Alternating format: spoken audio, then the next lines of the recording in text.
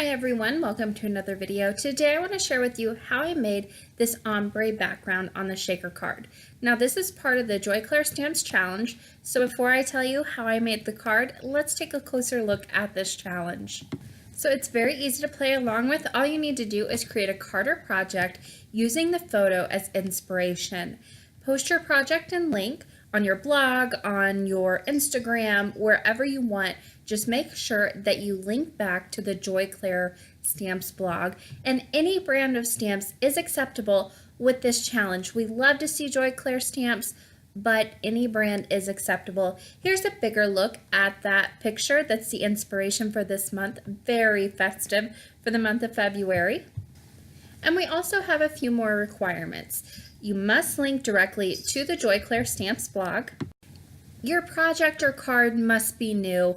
Don't take an old picture and throw it into this challenge. Make sure you create a new card or project specifically for this challenge. The number of entries is unlimited, and make sure you add your direct link to the inlinkz, which will be on the Joy Clair Stamps blog. It's that simple.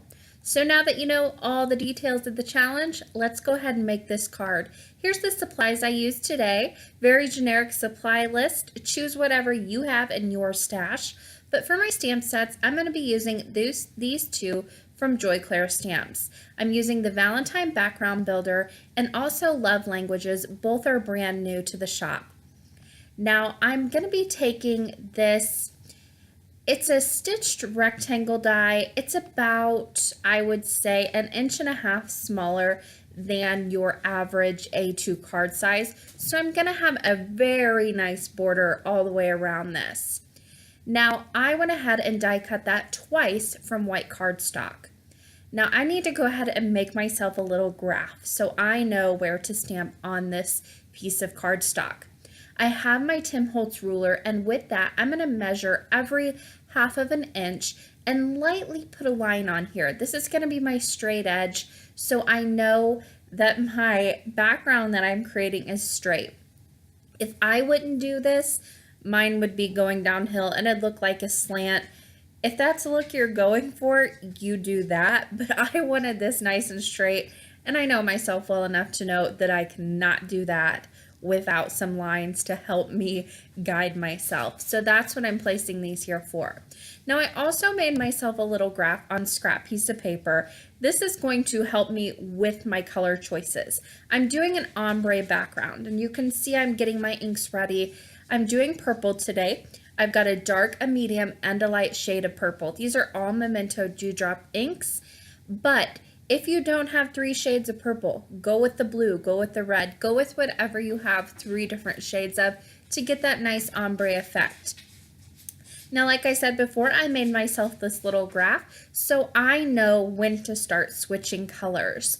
I measured out my little card panel that I'm working on, or my cardstock panel, and I just drew in lines and then decided where I wanted to start transitioning my colors. Now for my top row of hearts, I am using the darkest purple. You could start off light and go to darkest. You could start off in the center dark and go to light on both sides. It's really up to you how you want to do this. I'm starting dark, going to light as I work my way down. Now I'm using painter's tape on the sides of my card here, my cardstock panel. It has stitching. I want to keep that stitching nice and white. I don't want any stamping on it, so I'll use painter's tape to mask that off. Now this Valentine background builder has a ton of different stamps you could use, and all of the stamps included in this set are perfect for this technique. And also there are many other background builders that Joy Clair Stamps has that are perfect for this technique as well. I chose this particular stamp because it has that stitching on it, and it kind of goes with the stitching on the card panel that I'm stamping. Plus, I really like the design of it.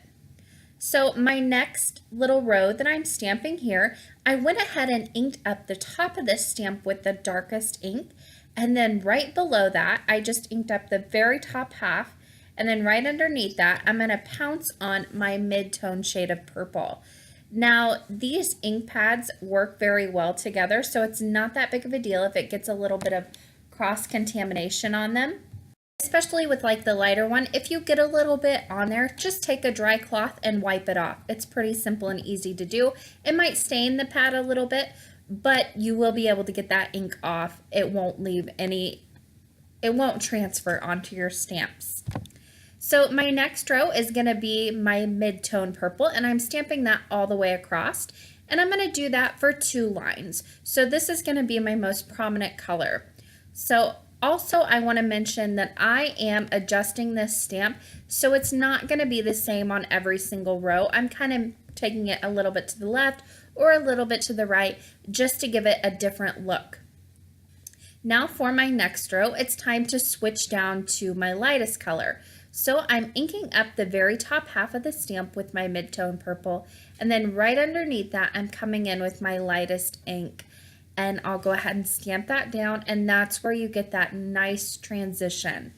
Now if you're not comfortable with doing both inks at one time, just ink up the top half of your stamp with the light or with the medium purple, stamp it down, wipe off your stamp, ink up the bottom part of your stamp with your lightest ink. Then you can look straight through these stamps because they are clear stamps, and you can stamp right over the top.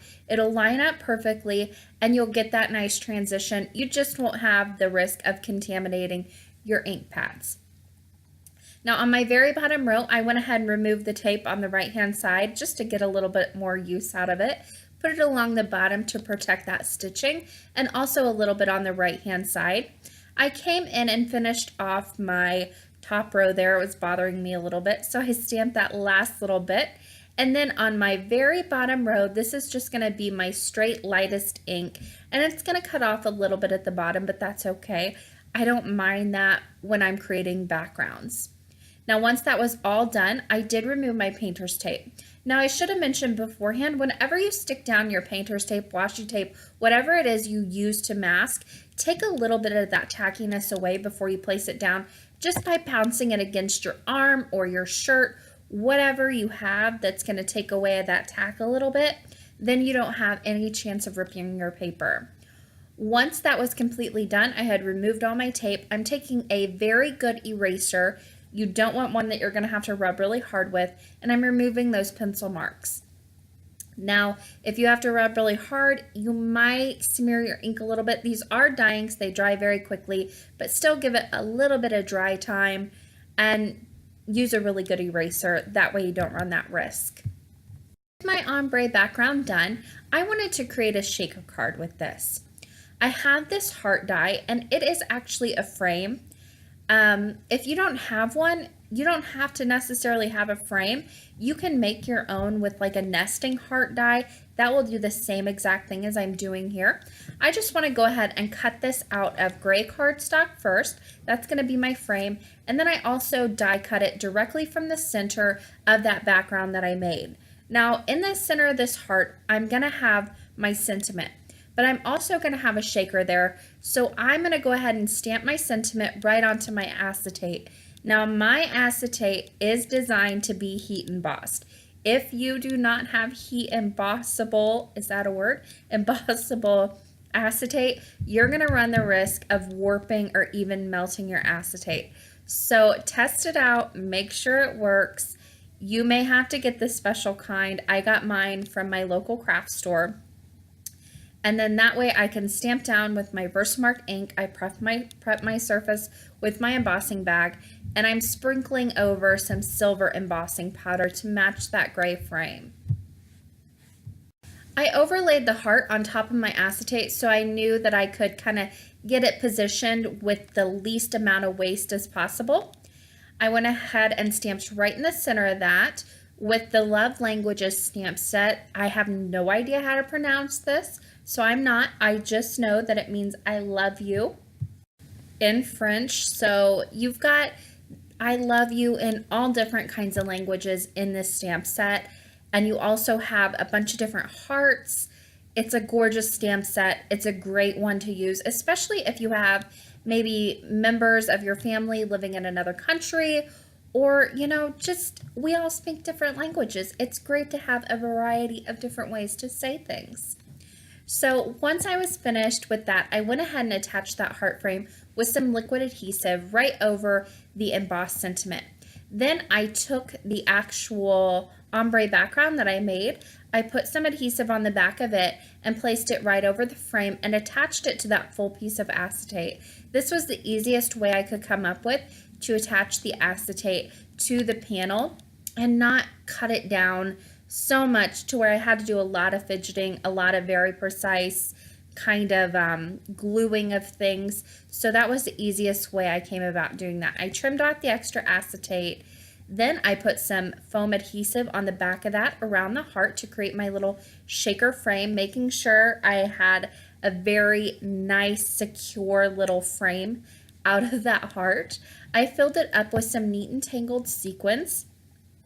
And then I went ahead and placed over that second die cut that I die cut with the same exact die as before from white cardstock. And there I've got a great little shaker card or panel ready to go on my card base. Now this is an A2 top folding purple card base, and I am just going to place that panel right in the very center. This is going to be a pretty simple card to finish off.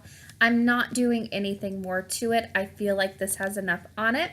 So I'll just place that down. Make sure it's nice and secure. Whenever you're doing larger shakers like this, make sure you use some very good adhesive because it does get a little heavy with all the dimension. The sequins inside can even get a little heavy if you use some bulky things. But once that was done, this card was completely finished. It's a great little shaker, a little bit more fun than your traditional Valentine's, I guess you could say. But that does it for me today. Make sure you hop over to the Joy Clair Stamps blog, take a look at the challenge, enter a few projects of your own, and you will be entered into the prize drawing for this challenge. So that's always a great thing. Here are the last few pictures of this finished card. I love the way that ombre background looks against the shaker. And remember, you can use this technique for other background builder stamp sets as well. That does it for me today. There are a few different links on the left-hand side, as always, that you can click on. Thanks so much for watching today, and happy crafting.